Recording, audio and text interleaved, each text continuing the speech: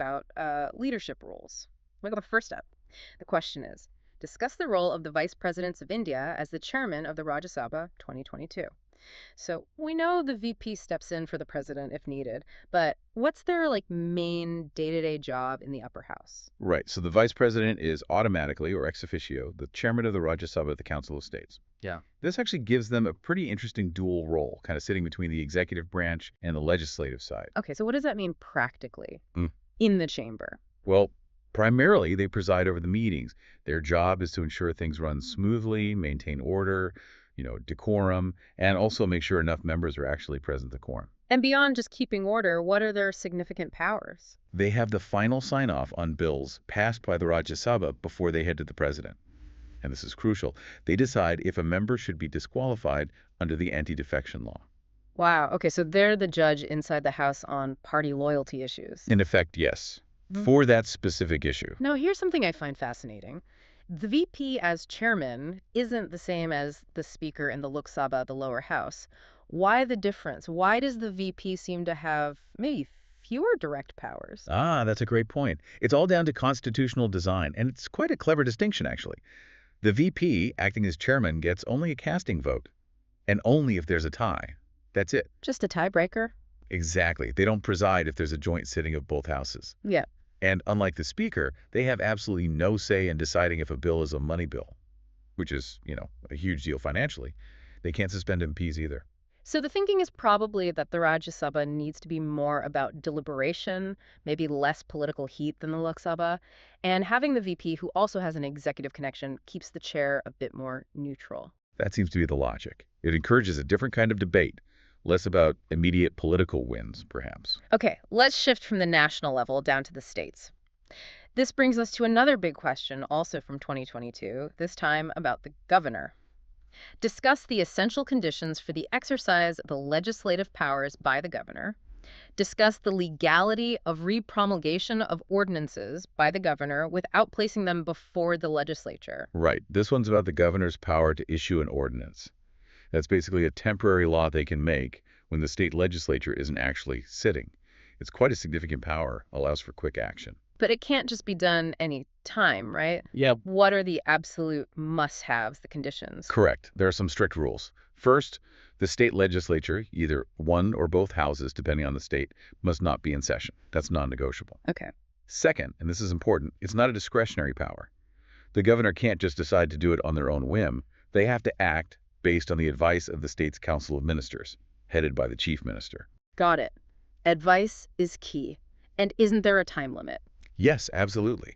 Any ordinance they issue has a shelf life. It must be put before the legislature and approved within 6 weeks of them coming back into session. If not, poof, it lapses, it just expires. And the courts can look into it too. They can. It's subject to judicial review. The courts can step in if they think, well, maybe there wasn't really a genuine need for such immediate action. The R.C. Cooper case touched on this. Okay, so that brings us to the tricky part of the question. What if a governor tries to get around the legislature by just issuing the same ordinance again and again? Re-promulgation, they call it. Yes, the re-promulgation issue. The Supreme Court has come down very hard on this. How so? They've basically called it unconstitutional, using terms like abuse of power and even fraud on the Constitution. Fraud. That sounds serious. Why is it considered such a big deal? Well, think about it. It completely sidesteps the whole point of having an elected legislature. Democracy relies on elected representatives debating and deciding on laws. Right. Debate, discussion, deliberation, the 3Ds. Exactly. If the governor acting on the minister's advice can just keep renewing temporary laws without that debate, they're essentially ruling by decree. It undermines the whole democratic structure. Ordinances are meant to be the exception for emergencies, not a way to avoid the legislature altogether. Okay, so we have checks on misusing lawmaking power. But what about ensuring the lawmakers themselves got elected fairly? Let's switch gears to election integrity. Good transition, because that leads us right into another detailed question from 2022. Discuss the procedures to decide the disputes arising out of the election of a member of the Parliament or state legislature under the Representation of the People Act, 1951. What are the grounds on which the election of any returned candidate may be declared void? What remedy is available to the aggrieved party against the decision? Refer to the case laws. Quite a mouthful. It is. So let's break it down. If someone loses an election and they think the winner, say, cheated or broke the rules, what's the official path they have to take? Well, first off, you can't just file a regular lawsuit. The Constitution itself, Article 329B, says election matters can only be challenged through a specific process. That process is filing an election petition. And where do you file that? It has to be filed in the high court that has jurisdiction for that area. And there's a strict time limit within 45 days of the election results being declared. The high court is always the first stop. Okay, 45 days, high court. What kind of reasons or grounds would the high court accept for potentially overturning an election result, declaring it void? There are several grounds laid out in the Representation of the People Act, 1951. Things like corrupt practices by the winning candidate, bribery, undue influence, things like that. Or if it turns out the winner wasn't actually qualified to even run for the seat in the first place. Also, if there were illegal practices like, say, appealing to voters based on religion or caste, or even issues with the nomination process itself, like if a nomination was improperly accepted or rejected. And, of course, actual vote tampering or major mistakes in the counting process. Basically, significant noncompliance with the election rules. Right. So if the high court rules on the petition, but the person who filed it still isn't satisfied, is that the end of the road?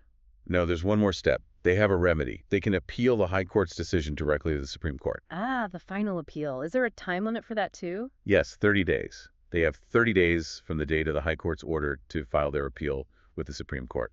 And we've seen some landmark cases go through this exact process, like the famous Indira Gandhi versus Raj Narain case, which went all the way up. Sometimes petitions get dismissed too, like in Azhar Hussain versus Rajiv Gandhi, if there isn't enough solid evidence.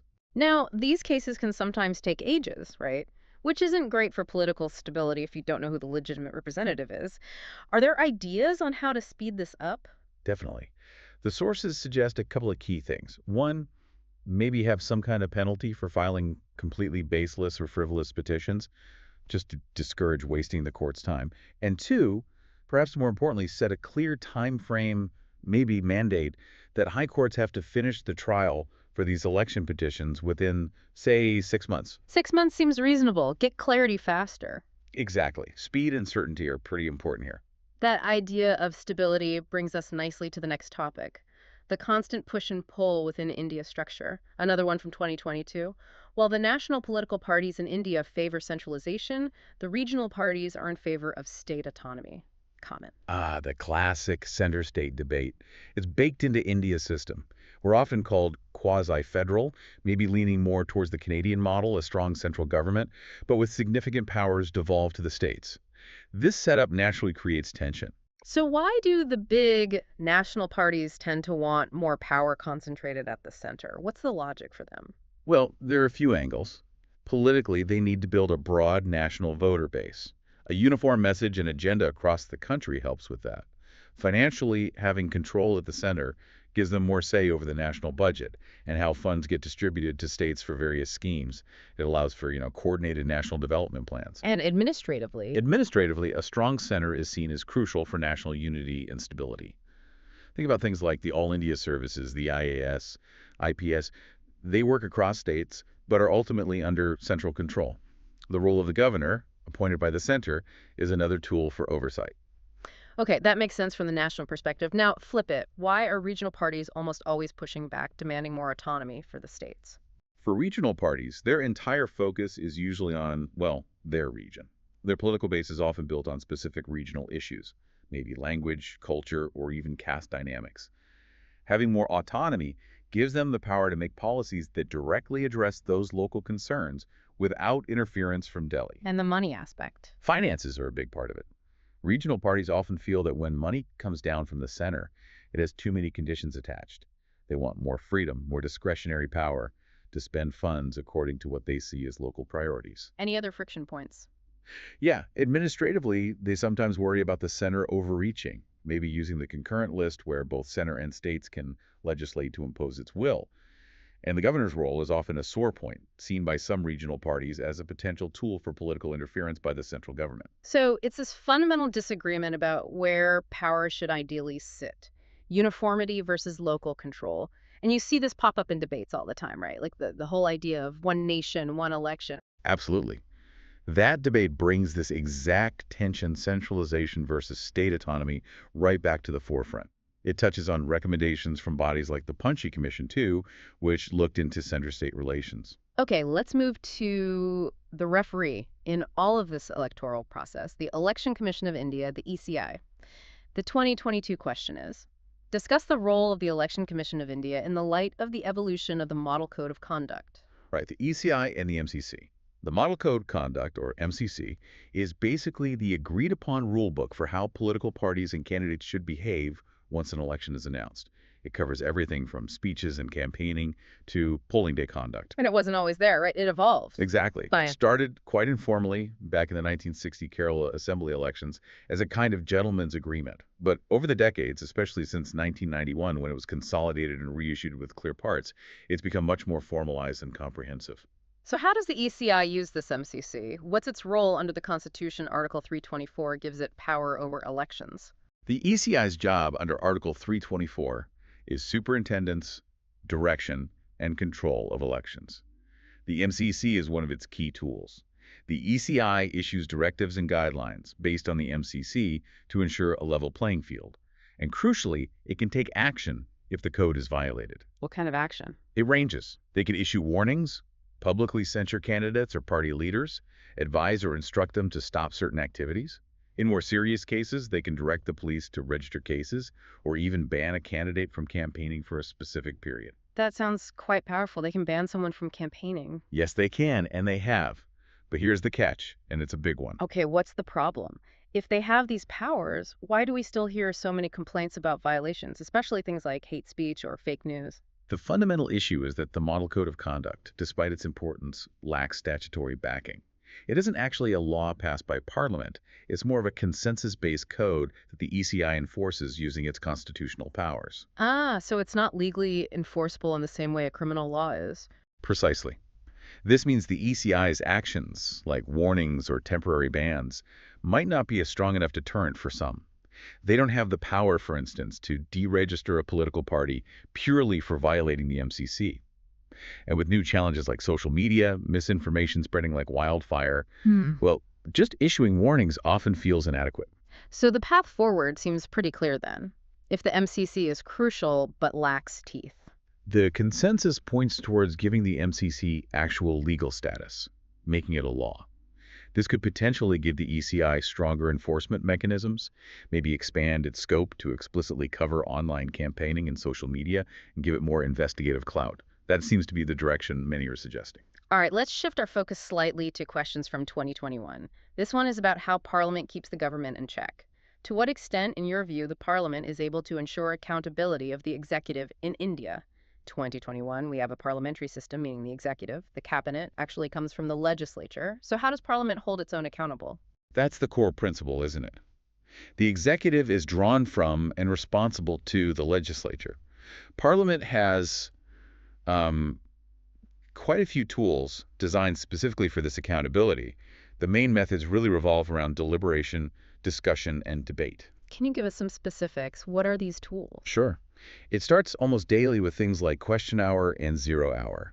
These are dedicated times when members of Parliament, MPs, can directly question ministers about government policies and actions. It forces ministers to explain themselves publicly. Okay, questions are one thing. What else? Then you have more powerful measures. The ultimate one is the no confidence motion.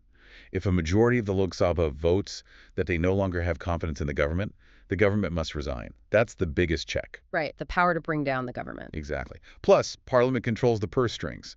The executive can't spend any money without Parliament approving the budget. That's huge budgetary control. And don't forget parliamentary committees. Ah, yes, the committees. They do the detailed work. They do. They scrutinize legislation, examine government spending, investigate specific issues in much more detail than the whole House ever could.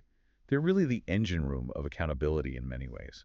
And we do see these tools used. I mean, think about the debates around the farm bills recently. Regardless of the outcome, the parliamentary debate and scrutiny definitely shaped the process and public understanding. Yes, that's a good example of how even intense deliberation, even if it doesn't immediately change a law, forces the executive to justify its actions and engages the wider public. These mechanisms are vital. Okay, final big topic for today, also from 2021. This one's about a feature of some state legislatures. Explain the constitutional provisions under which legislative councils are established. Review the working and current status of legislative councils with suitable illustrations. We hear a lot about the Legislative Assembly, the Vidhan Sabha, but what about these upper houses in the states, the legislative councils or Vidhan Parishads? How do they even come into existence? All right, the legislative councils, they're not in every state. Their existence is optional. The process for creating or getting rid of one is laid out in Article 169 of the Constitution. And it's actually, maybe surprisingly, quite straightforward. How so? Parliament can create or abolish a legislative council if the state's legislative assembly passes a resolution requesting it by a special majority. But Parliament itself only needs a simple majority vote to enact the law that actually creates or abolishes the council. Simple majority in Parliament? That seems easy. It does make them somewhat politically fragile, perhaps. Okay, so once established, how are they structured? Who sits in them? Is it like a mini Rajya Sabha? There are similarities but also key differences, especially in power. Article 171 sets out the composition. The size is limited. It can't be more than one-third the size of the state's assembly. And the members come from different streams. Different streams. Yeah, it's a mix. About 5/6 of the members are elected indirectly, some by members of the Legislative Assembly, MLAs, some by local bodies like municipalities, some by registered graduates, and some by teachers. Then, the remaining 1/6 are nominated by the governor. Usually people with special knowledge or experience in areas like literature, science, art, social service. So it's designed to bring in different perspectives, maybe expertise. What's the argument for having them? The main arguments are, yes, bringing in diverse opinions and expertise, especially through the nominated members who might not contest direct elections. They can act as a revising chamber, providing a second look at legislation passed by the Assembly, potentially preventing hasty or poorly thought out laws. That's the good side, the ideal function. And the bad side, what are the common criticisms? Well, the criticisms are quite common. They're often called, somewhat cynically, a parking lot for politicians who couldn't win a direct election or need rewarding. A bigger structural issue is that their powers are quite limited. How? Their recommendations on bills, especially money bills, are generally not binding on the Assembly. The Assembly can often just override them. This limits their effectiveness as a real check. Also, the nomination process can be politicized, and some argue they just add another layer of delay to the legislative process. Right. So what's the current status? How many exist now? Currently, there are 6 states with legislative councils. It's dynamic, though. West Bengal has been talking about creating one again, while Andhra Pradesh has previously passed resolutions wanting to abolish theirs. Yeah. It changes. Can you give an example where a council actually made a difference? Sure. Despite the limitations, they can have an impact. For instance, the Maharashtra Legislative Council a while back apparently scrutinized and pushed back significantly on a government proposal related to environmental clearances for certain projects. So they can play that role of detailed scrutiny and raising objections, even if their final say is limited. #tag comprehensive recap for active recall. Wow. Okay. We've covered a lot of ground there. VP, governor, elections, federalism, ECI, parliament councils. Let's do a quick rapid-fire recap to make sure these key ideas stick. 7 main takeaways. You ready? Let's do it. 1. The vice president's role. Remember, dual hat as chairman, but powers are deliberately less than the Lok Sabha speaker. Especially, no power over money bills, no presiding over joint sittings. 2. Governor's ordinance power. Its conditional legislature must be out, needs ministerial advice, time limited. And critically, re-promulgation just to avoid the legislature is a constitutional fraud. 3. Election disputes. Got to go through an election petition to the High Court first within 45 days. Final stop, if needed, is the Supreme Court within 30 days. 4. Federalism tension. National parties often lean toward centralization for uniformity and control. Regional parties push for state autonomy for policy freedom and local focus. That constant push-pull. 5. ECI and the MCC. The Election Commission uses the Model Code of Conduct to regulate elections. It can issue warnings, bans, but the big weakness. The MCC lacks statutory legal power, making enforcement tricky, especially with social media. 6. Parliamentary accountability. Parliament holds the executive accountable through question hour, no confidence motions, controlling the budget, and detailed work by committees. Deliberation is key. And 7. Legislative councils. Optional upper houses in some states, designed for expertise and review, but often criticized as politically weak because their advice isn't binding and they can be easily abolished by Parliament. #tagged outro feel. Okay, so after this deep dive, you should have a much clearer picture of these crucial checks and balances in India's governance system, from the very top roles right down to how elections are challenged and state legislatures function. It's fundamental stuff. Absolutely. And we talked quite a bit about accountability, didn't we? Like the need for real teeth behind the governor's ordinance limits or legal backing to the ECI's model code. If democracy needs accountability tools that are truly enforceable, well, leaves us with a final thought for you to chew on. Go on. We focused a lot on the national and state levels today, but think about governance right down at the grassroots. What specific accountability mechanism at the local level, maybe something currently based just on guidelines or tradition, do you think most urgently needs real, solid legal backing to truly strengthen transparency and empower citizens where government impacts them most directly? That's a great question. If the rules aren't law, how binding are they really, especially at the local level? Something to think about. We hope you continue your own deep dive into these vital topics. Thanks for joining us.